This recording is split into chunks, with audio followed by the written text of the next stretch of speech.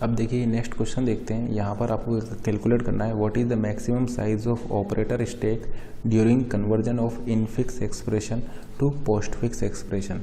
What is the maximum size of operator stack during the conversion of infix expression to postfix expression. ये आपको एक infix expression given है, आपको इसको इसके करस्पॉन्डिंग एक पोस्ट फिक्स एक्सप्रेशन निकालना है।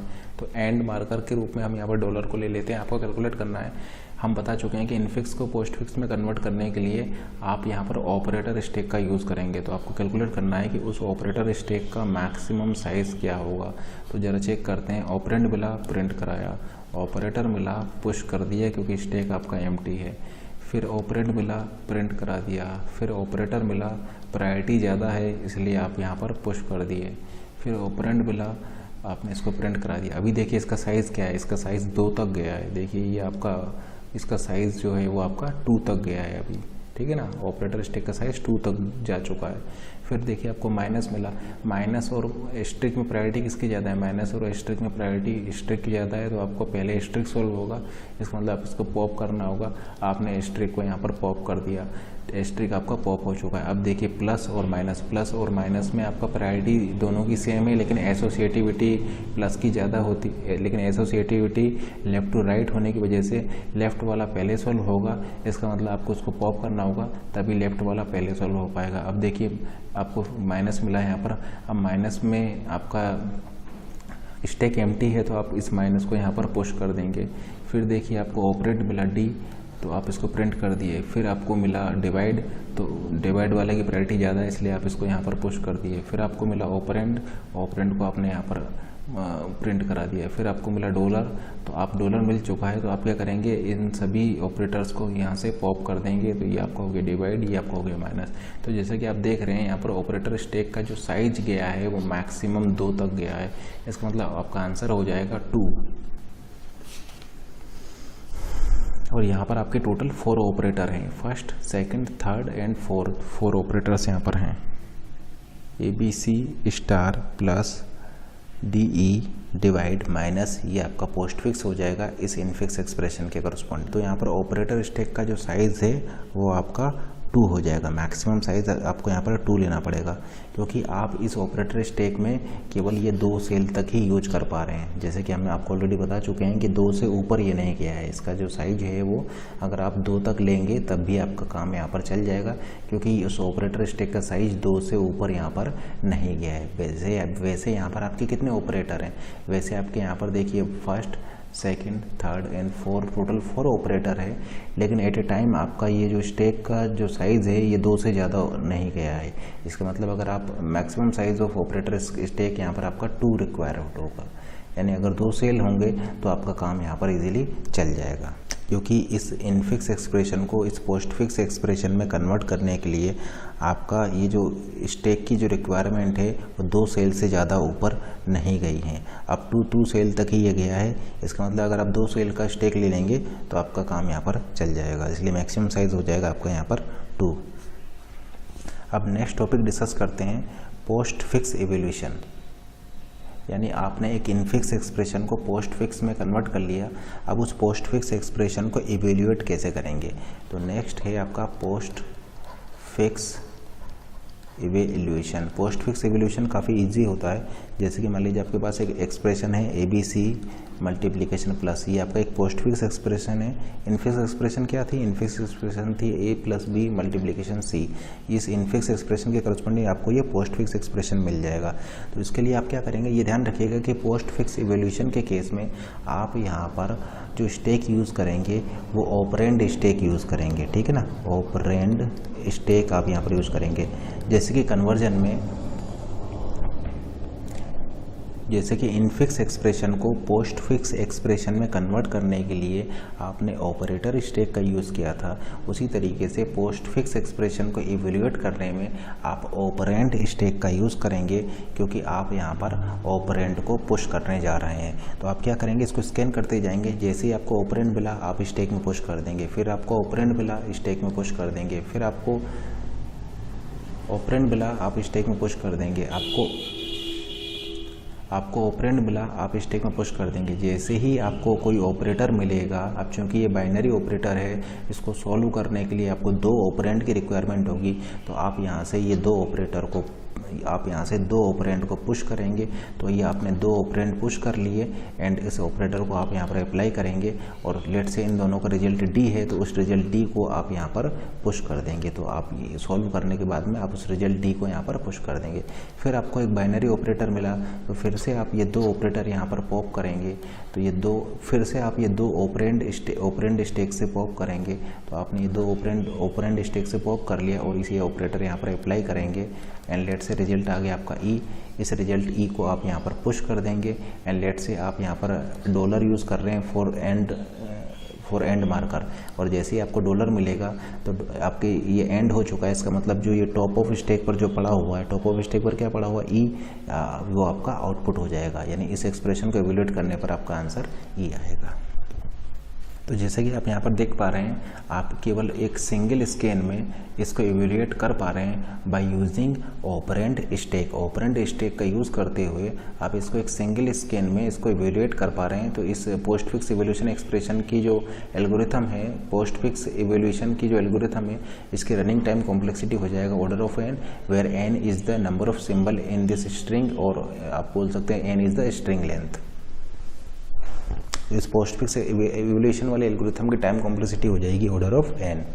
और आप यहाँ पर पोस्ट फिक्स इवोल्यूशन में ऑपरेंड स्टैक का यूज़ करेंगे, क्योंकि जब जब आपको ऑपरेंड मिलेगा तब तब आप इसको ऑपरेंड स्टैक में पुश करते जाएंगे, और जैसे ही कोई ऑपरेटर मिलेगा आप ऑपरेंड स्टैक में से 2 ऑपरेंड को पॉप करेंगे और उस ऑपरेशन को परफॉर्म करके उसके रिजल्ट को फिर से इस स्टैक में पुश कर देंगे।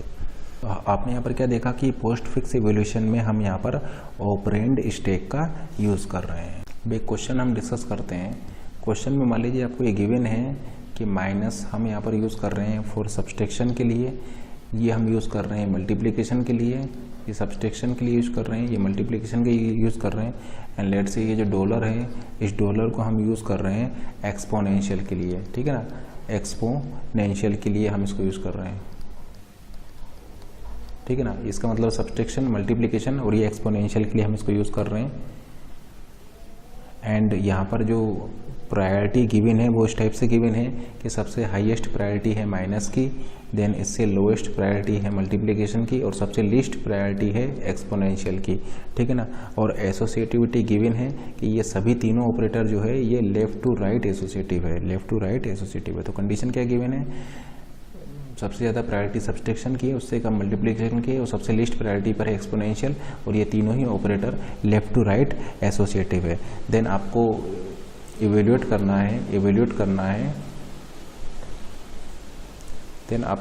करना है इस एक्सप्रेशन को, और एक्सप्रेशन आपको गिवन है 3 - 2 मल्टीप्लिकेशन 4 $1 मल्टीप्लिकेशन 2 $3। आपको इस एक्सप्रेशन को इवेल्यूएट करना है। तो इस क्वेश्चन को सॉल्व करने के आपके पास 2 तरीके हैं। फर्स्ट तो है डायरेक्ट मेथड। डायरेक्ट मेथड में आप इसको इन रूल्स को यूज़ करके डायरेक्टली सॉल्व कर सकते हैं, जो हमने कंपाइलर डिजाइन में ऑलरेडी आपको एक्सप्लेन कर चुके हैं।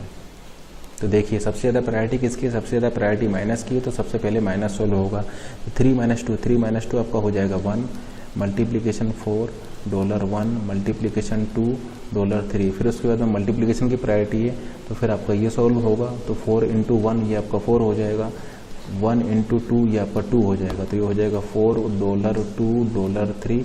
फिर देखिए आपकी डॉलर की प्रायोरिटी है और ये लेफ्ट टू राइट एसोसिएटिव है, तो सबसे पहले ये सॉल्व होगा, फिर ये सॉल्व होगा, तो ये हो जाएगा 4 पावर 2 $3। तो ये आपका हो जाएगा 4 पावर 2 पावर 3, जहाँ पर कि आपका 4 पावर 2 पहले सॉल्व होगा एंड देन आपका ये सॉल्व होगा। तो 4 पावर 2 हो जाएगा 16 क्यूब, यानी ये आपका हो जाएगा 4096। तो आपका आंसर आ जाएगा 4096।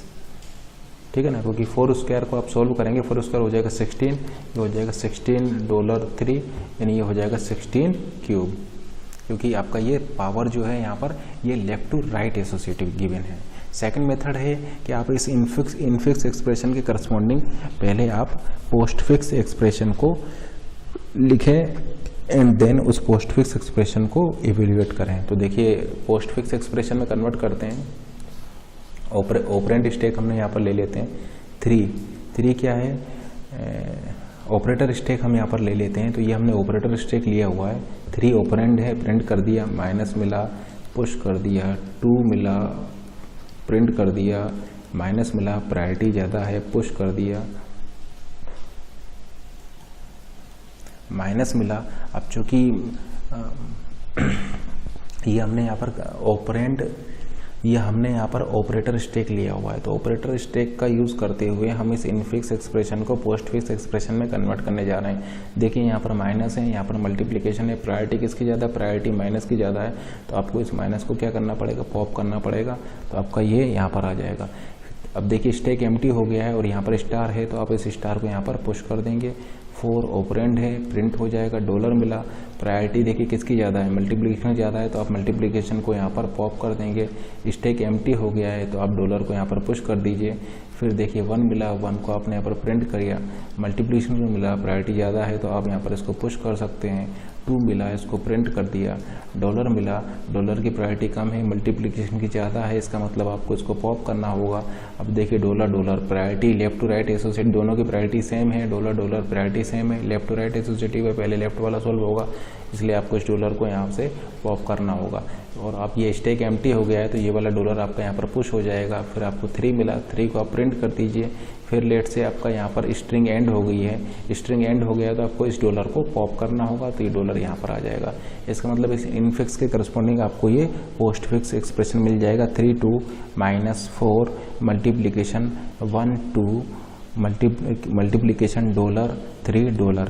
अब इसको हम इवेल्युएट करते हैं, तो इस पोस्ट फिक्स एक्सप्रेशन को इवेल्युएट करने के लिए हमको यहाँ पर ऑपरेंड स्टेक को लेना होगा।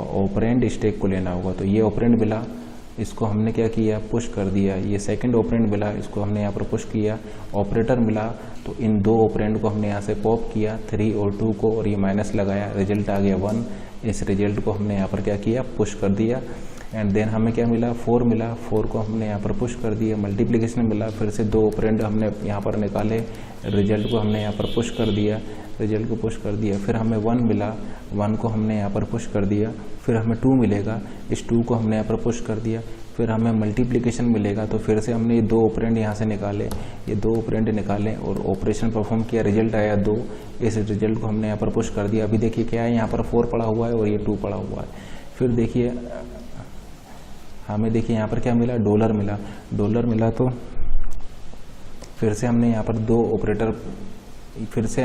2 ऑपरेंड को पॉप करेंगे। तो ये 2 ऑपरेंड को हमने पॉप किया और ये ऑपरेशन को परफॉर्म किया, ठीक है ना। ये इस वाले ऑपरेशन को हमने यहाँ पर परफॉर्म कर दिया। ये क्या हो जाएगा, 4 स्क्वायर = 16, और 16 को हमने यहाँ पर पुश कर दिया। अब देखिए हमें 3 मिला, 3 को हमने पुश कर दिया। फिर डॉलर मिला, फिर 2 ऑपरेंड हमने यहाँ से निकाले, 6 और 3, और इस वाले ऑपरेटर को हमने यहाँ पर लगा दिया। ये हो जाएगा 16 क्यूब = 4096। तो आपका आंसर हो जाएगा 4096। ये सेकंड मेथड है, आप इस तरीके से कर सकते हैं। इनफिक्स को पोस्ट फिक्स में कन्वर्ट कीजिए और फिर उस पोस्ट फिक्स एक्सप्रेशन को इवेल्युएट कर लीजिए। आंसर आ जाएगा आपका 4096। अब मान लीजिए कि अगर यहाँ पर हम एसोसिएटिविटी को चेंज कर दें, लेट से इन तीनों ऑपरेटर की जो एसोसिएटिविटी है वो राइट टू लेफ्ट है, इन तीनों ही ऑपरेटर की जो एसोसिएटिविटी है वो राइट टू लेफ्ट है। देन अगर हम आपसे पूछें कि इस एक्सप्रेशन का क्या आउटपुट आएगा, 2 × 2 - 1 $1 $4 -2, इस एक्सप्रेशन का क्या आउटपुट आएगा। तो देखिए 2 × 2 - 1 $1 $4 -2।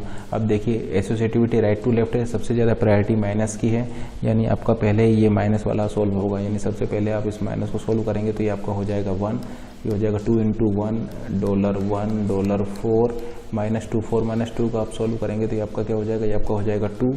यानी आप ऐसा बोल सकते हैं कि यहाँ पर आ जाएगा आपका 2, क्योंकि माइनस की प्रायोरिटी ज़्यादा है तो आप पहले इसको सॉल्व करेंगे।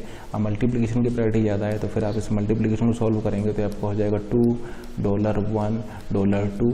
अब देखिए ये जो एसोसिएटिविटी है ये राइट टू लेफ्ट है, यानी सबसे पहले ये सॉल्व होगा फिर ये सॉल्व होगा। इसको सॉल्व करेंगे तो ये हो जाएगा 1 स्क्वायर 1 स्क्वायर $2, 1 स्क्वायर का मतलब है 1, तो ये आपका हो जाएगा $2, इसको सॉल्व करेंगे 2 पावर 1, यानी आंसर आपका आ जाएगा 2। तो फिर इस केस में इस एक्सप्रेशन को सॉल्व करने पर आपका आंसर आ जाएगा 2।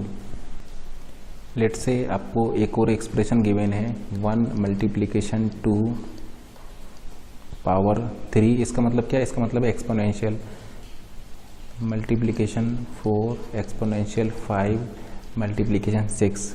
एंड लेट से जो आपका प्रायोरिटी है वो बाय डिफ़ॉल्ट है, प्रायोरिटी ये है कि पावर की प्रायोरिटी ज़्यादा है, मल्टीप्लिकेशन की कम है, और पावर जो है ये राइट टू लेफ्ट एसोसिएटिव है, मल्टीप्लिकेशन आपका लेफ्ट टू राइट एसोसिएटिव है। एंड देन आपको इस एक्सप्रेशन को एवेल्यूएट करना है। तो सबसे ज़्यादा प्रायोरिटी किसकी है, सबसे ज़्यादा प्रायोरिटी है एक्सपोनेंशियल की। तो सबसे पहले आप इसको सॉल्व करेंगे, 2 क्यूब हो जाएगा आपका 8, 2 पावर 3 8, ये हो जाएगा 1 × 8 × 4 पावर 5, 4 पावर 5 आपका देखिए ये हो जाएगा 4 पावर 5, ये हो जाएगा 1024, यानी यहाँ पर हो जाएगा 1024 मल्टीप्लिकेशन 6। अब मल्टीप्लिकेशन आपका एसोसिएटिव है लेफ्ट टू राइट, यानी पहले ये सॉल्व होगा, फिर आपका ये सॉल्व होगा, फिर आपका ये सॉल्व होगा, तो ये आपका हो जाएगा 8 × 1024, 8 × 1024 आपका सॉल्व होगा। फिर इसको आप 6 के साथ मल्टीप्लाई करेंगे तो आपका आंसर आ जाएगा 49152। तो इस तरीके से आप इसको कैलकुलेट कर सकते हैं। एक चीज़ और यहाँ पर ध्यान रखिएगा, अगर हम लिख देते हैं A = B = C, तो A = B = C के केस में देखिए पहले आप इसको सॉल्व करेंगे एंड देन आप इसको सॉल्व करेंगे। इसका मतलब A = B = C के केस में इक्वल जो होता है ये राइट टू लेफ्ट एसोसिएटिव होता है, राइट टू लेफ्ट एसोसिएटिव होता है, यानी पहले आप इसको करेंगे एंड देन फिर आप इसको करेंगे। इसका मतलब अगर आप यहाँ पर लिख देते हैं कि C की वैल्यू अगर 5 है तो पहले B की वैल्यू 5 होगी एंड देन A की वैल्यू आपका 5 होगी, क्योंकि आपका ये राइट टू लेफ्ट एसोसिएटिव होता है। अब नेक्स्ट क्वेश्चन डिस्कस करते हैं, what is the maximum size of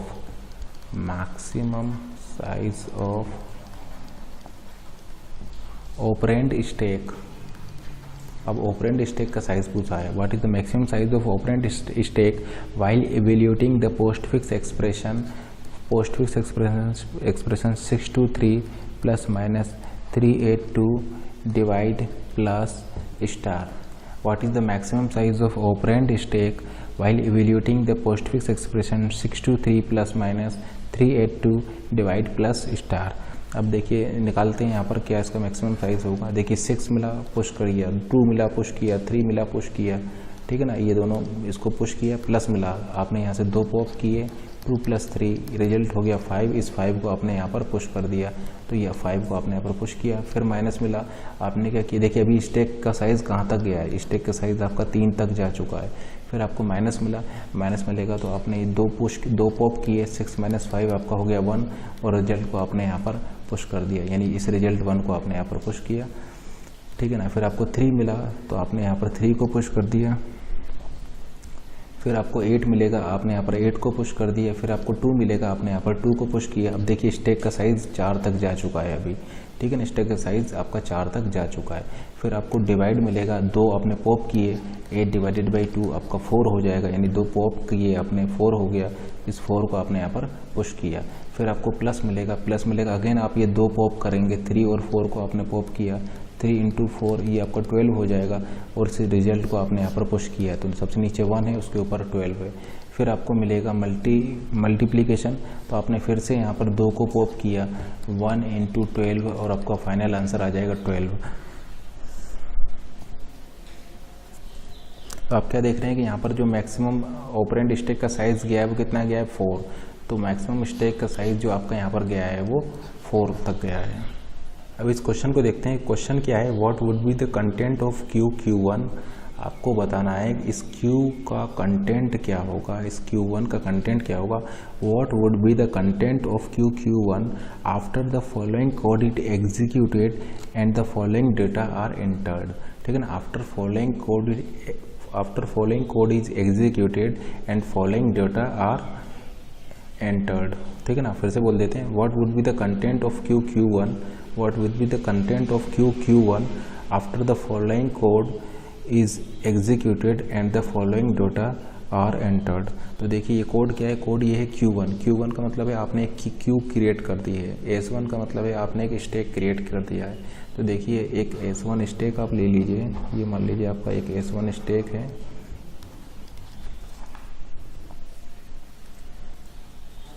और एक आप यहाँ पर क्यू ले लीजिए, क्यू हो जाएगा Q1, ये हो जाएगा स्टेक S1।